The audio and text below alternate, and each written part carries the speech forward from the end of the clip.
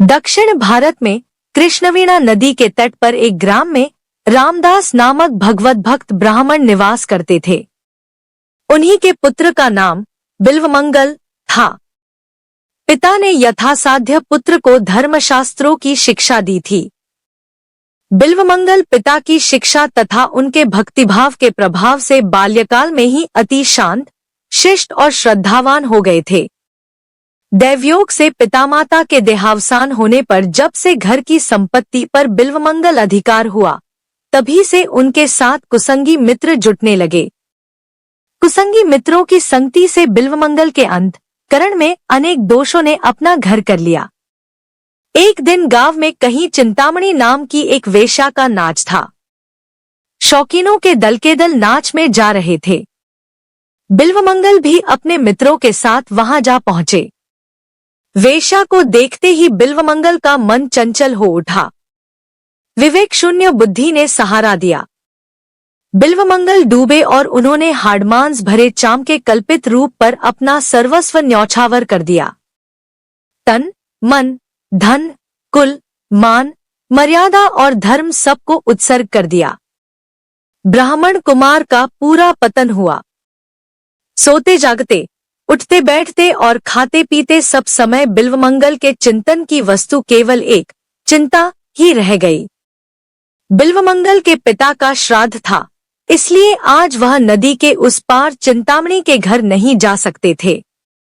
श्राद्ध की तैयारी हो रही थी। विद्वान कुलपुरोहित बिल्वमंगल से श्राद्ध के मंत्रों की आवृत्ति करवा रहे थे, परंतु उनका मन चिंतामणि की चिंता में निमग्न था। उन्हें कुछ भी अच्छा नहीं लग रहा था। किसी प्रकार श्राद्ध समाप्त कर जैसे तैसे ब्राह्मणों को झटपट भोजन करवाकर बिल्वमंगल चिंतामणि के घर जाने को तैयार हुए। संध्या हो चुकी थी।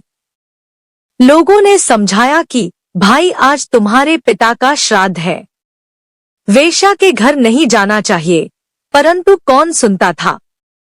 उनका हृदय तो कभी का धर्म कर्म से शून्य हो चुका था। बिल्वमंगल दौड़कर नदी के किनारे पहुंचे। भगवान की माया अपार है। अकस्मात प्रबल वेग से तूफान आया और उसी के साथ मूसलाधार वर्षा होने लगी। आकाश में अंधकार छा गया। बादलों की भयानक गर्जना और बिजली की कड़कड़ाहट से जीव मात्र भयभीत हो गए। रात दिन नदी में रहने वाले केवटों ने भी नावों को किनारे बांधकर वृक्षों का आश्रय लिया, परंतु बिल्वमंगल पर इन सब का कोई असर नहीं पड़ा। उसने केवटों से उस पार ले चलने को कहा, बार बार विनती की, उतराई का भी गहरा लालच दिया, परंतु मृत्यु का सामना करने को कौन तैयार होता। सबने इनकार कर दिया। ज्यों ही ज्यों विलंब होता था, त्यों ही त्यों बिल्वमंगल की व्याकुलता बढ़ती जाती थी।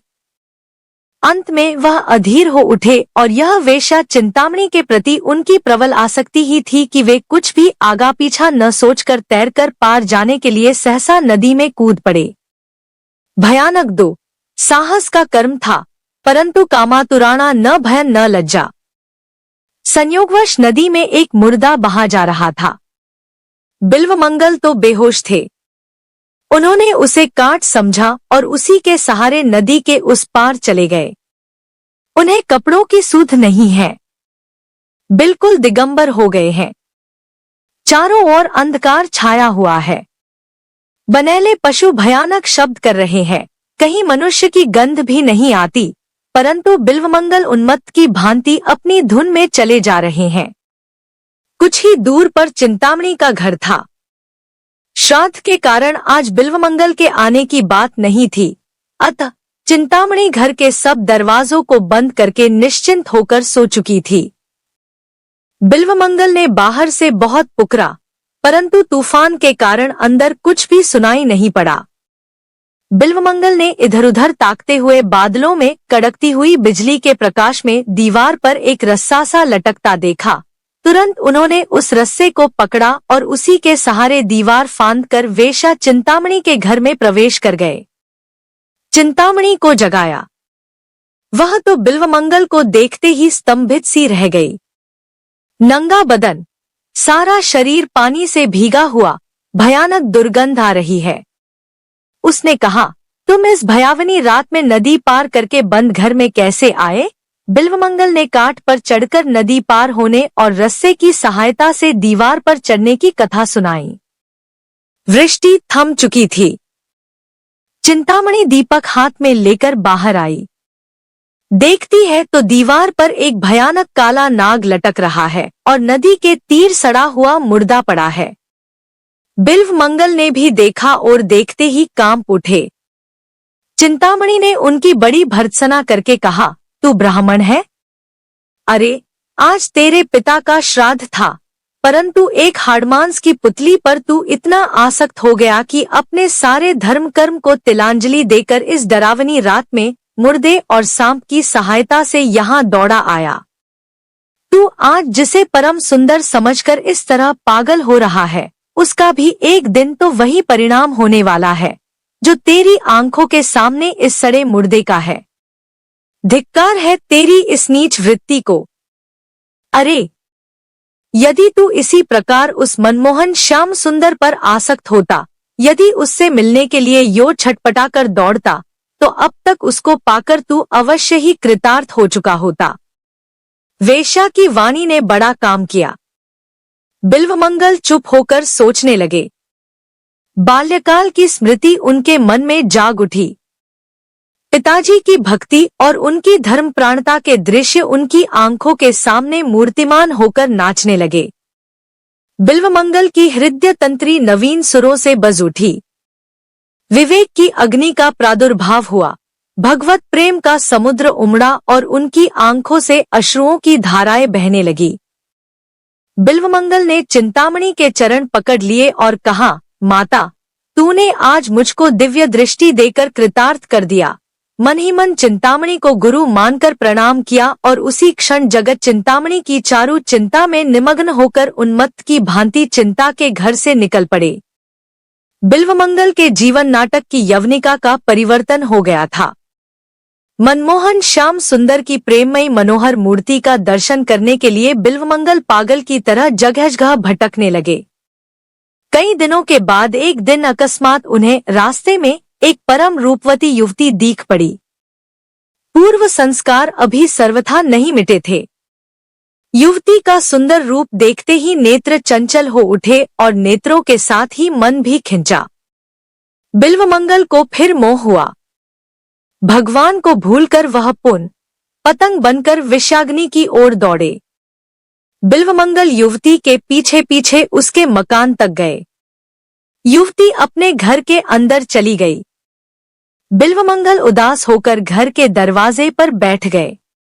घर के मालिक ने बाहर आकर देखा कि मलिन मुख अतिथि ब्राह्मण बाहर बैठा है। उसने कारण पूछा। बिल्वमंगल ने कपट छोड़कर सारी घटना सुना दी और कहा कि मैं एक बार फिर उस युवती को प्राण भरकर देख लेना चाहता हूँ। तुम उसे यहाँ बुलवा दो। युवती उसी गृहस्थ की धर्मपत्नी थी। गृहस्थ ने सोचा कि इसमें हानि ही क्या है। यदि उसके देखने से ही इसकी तृप्ति होती हो तो अच्छी बात है। अतिथिवत्सल गृहस्थ अपनी पत्नी को बुलाने के लिए अंदर गया। इधर बिल्वमंगल के मन समुद्र में तरह तरह की तरंगों का तूफान उठने लगा। जो एक बार अनन्य चित्त से उन अशरण की शरण में चला जाता है, उसके योगक्षेम का सारा भार वे अपने ऊपर उठा लेते हैं। आज बिल्वमंगल को संभालने की चिंता उन्हीं को पड़ी। दीनवत्सल भगवान ने अज्ञानांध बिल्वमंगल को दिव्य चक्षु प्रदान किए। उसको अपनी अवस्था का यथार्थ ज्ञान हुआ। हृदय शोक से भर गया और न मालूम क्या सोचकर उन्होंने पास के बेल के पेड़ से 2 कांटे तोड़ लिए। इतने में ही गृहस्थ की धर्मपत्नी वहां आ पहुंची। बिल्वमंगल ने उसे फिर देखा और मन ही मन अपने को धिक्कार देकर कहने लगा कि अभागी आंखें, यदि तुम न होती तो आज मेरा इतना पतन क्यों होता। इतना कहकर बिल्वमंगल ने, चाहे यह उनकी कमजोरी हो या और कुछ, उस समय उन चंचल नेत्रों को दंड देना ही उचित समझा और तत्काल उन दोनों कांटों को दोनों आंखों में भोंक लिया। आंखों से रुधिर की अजस्त्र धारा बहने लगी। बिल्व मंगल हंसता और नाचता हुआ तुमुल हरिध्वनि से आकाश को गुंजाने लगा। गृहस्थ को और उसकी पत्नी को बड़ा दुख हुआ, परंतु वे बेचारे निरुपाय थे। बिल्वमंगल का बचाखुचा चित्तमल भी आज सारा नष्ट हो गया और अब तो वह उस अनाथ के नाथ को अतिशीघ्र पाने के लिए बड़े ही व्याकुल हो उठे। उनके जीवन नाटक का यह तीसरा पट परिवर्तन हुआ। परम प्रियतम श्री कृष्ण के वियोग की दारुण व्यथा से उनकी फूटी आंखों ने 24 घंटे आंसुओं की झड़ी लगा दी। न भूख का पता है, न प्यास का, न सोने का ज्ञान है और न जगने का। कृष्ण कृष्ण की पुकार से दिशाओं को गुंजाते हुए बिल्वमंगल जंगल जंगल और गांव गांव में घूमते रहे। जिस दीन बंधु के लिए जानबूझकर आंखें फोड़ी, जिस प्रियतम को पाने के लिए ऐशाराम पर लात मारी, वह मिलने में इतना विलंब करे, यह भला किसी से कैसे सहन हो। पर जो सच्चे प्रेमी होते हैं, वे प्रेमास्पद के विरह में जीवन भर रोया करते हैं, सहस्त्रों आपत्तियों को सहन करते हैं, परंतु उस पर दोषारोपण कदापि नहीं करते। उनको अपने प्रेमास्पद में कभी कोई दोष दिखता ही नहीं। ऐसे प्रेमी के लिए प्रेमास्पद को भी कभी चैन नहीं पड़ता, उसे दौड़कर आना ही पड़ता है। आज अंधा बिल्वमंगल श्री कृष्ण प्रेम में मतवाला होकर जहां तहां भटक रहा है।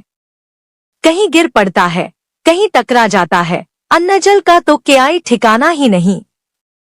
ऐसी दशा में प्रेम में श्री कृष्ण कैसे निश्चिंत रह सकते हैं।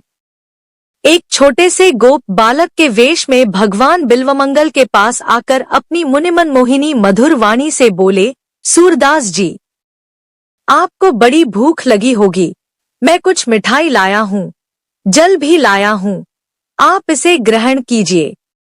बिल्वमंगल के प्राण तो बालक के उस मधुर स्वर से ही मोहे जा चुके थे। उनके हाथ का दुर्लभ प्रसाद पाकर तो उनका हृदय हर्ष के हिलोरों से उछल उठा। बिल्वमंगल ने बालक से पूछा, भैया, तुम्हारा घर कहाँ है? तुम्हारा नाम क्या है? तुम क्या क्या करते हो? बालक ने कहा, मेरा घर पास ही है, मेरा कोई खास काम नहीं, जो मुझे जिस नाम से पुकारता है मैं उसी से बोलता हूँ, गौ चराया करता हूँ। बिल्वमंगल बालक की वीणा विनिंदित वाणी सुनकर विमुग्ध हो गए। बालक जाते जाते कह गया कि मैं रोज आकर आपको भोजन करवा जाया करूंगा। बिल्वमंगल ने कहा, बड़ी अच्छी बात है, तुम आया करो। बालक चला गया और बिल्वमंगल का मन भी साथ लेता गया। मंचोर तो उसका नाम ही ठहरा। अनेक प्रकार की सामग्रियों से भोग लगाकर भी लोग जिनकी कृपा के लिए तरसा करते हैं, वही कृपा सिंधु रोज बिल्वमंगल को अपने करकमलों से भोजन करवाने आते हैं। धन्य है, भक्त के लिए भगवान क्या क्या नहीं करते।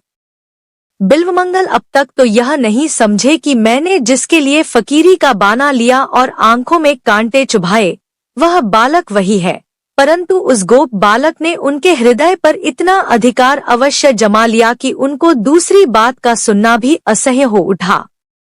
एक दिन बिल्वमंगल मन ही मन विचार करने लगे कि सारी आफतें छोड़कर यहाँ तक आया, यहाँ यह नई आफत आ गई।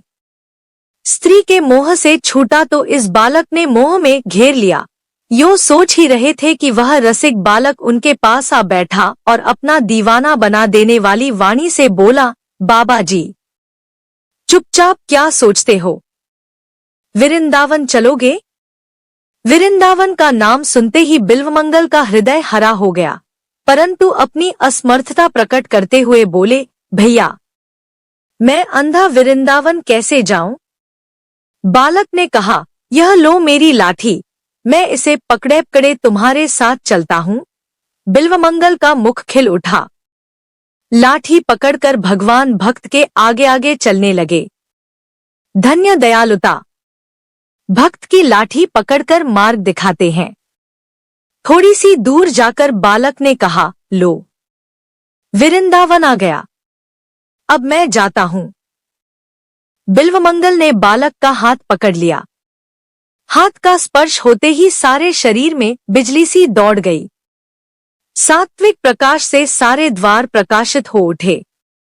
बिल्वमंगल ने दिव्य दृष्टि पाई और देखा कि बालक के रूप में साक्षात मेरे श्याम सुंदर ही हैं।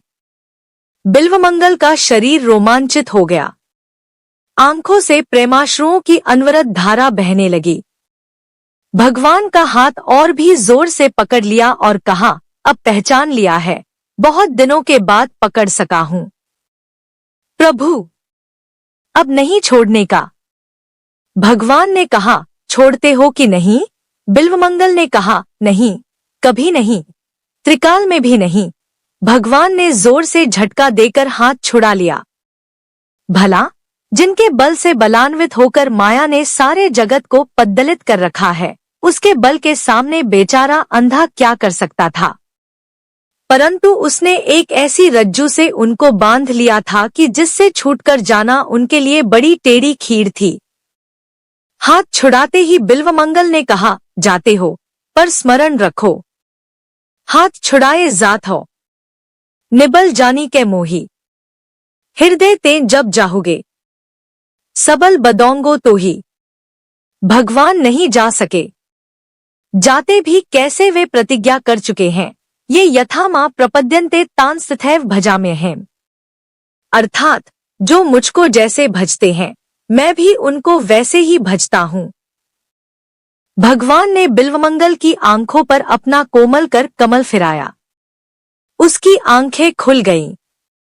नेत्रों से प्रत्यक्ष भगवान को देखकर उनकी भुवन मोहिनी अनूप रूपराशि के दर्शन पाकर बिल्वमंगल अपने आप को संभाल नहीं सका। वह चरणों में गिर पड़ा और प्रेमाश्रुओं से प्रभु के पावन चरण कमलों को धोने लगा। भगवान ने उठाकर उसे अपनी छाती से लगा लिया। भक्त और भगवान के मधुर मिलन से समस्त जगत में मधुरता छा गई। देवता पुष्पवृष्टि करने लगे। संत भक्तों के दल नाचने लगे। हरिनाम की पवित्र ध्वनि से आकाश परिपूर्ण हो गया। भक्त और भगवान दोनों धन्य हुए। वेश्या चिंतामणि, गृहस्थ और उनकी पत्नी भी वहां आ गई। भक्त के प्रभाव से भगवान ने उन सबको अपना दिव्य दर्शन देकर कृतार्थ किया।